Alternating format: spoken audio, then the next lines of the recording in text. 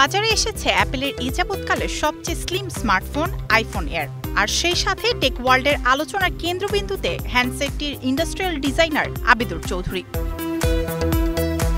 IPhone 17 সিরিজের মোড়ক উন্মোচনে iPhone air হ্যান্ডসেটটির ডিজাইনের বিশেষত্ব তুলে ধরেন আবিদুর চৌধুরী।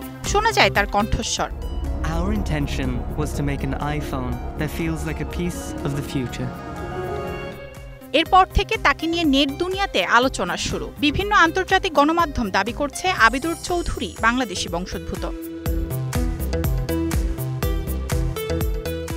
আবিদুর চৌধুরীর জন্ম ও বেড়ে ওঠা লন্ডনে। লাফবোরো বিশ্ববিদ্যালয়ে প্রোডাক্ট ডিজাইনিং ও টেকনোলজিতে লেখাপড়া শেষে হয়ে ওঠেন একজন ভালো নকশাবিদ। এরপর 2019 সালে তিনি অ্যাপেলে যোগ দেন।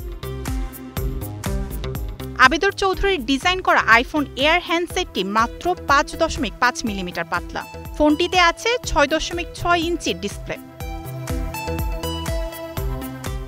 মায়াশিকা রহমান, স্টার নিউজ।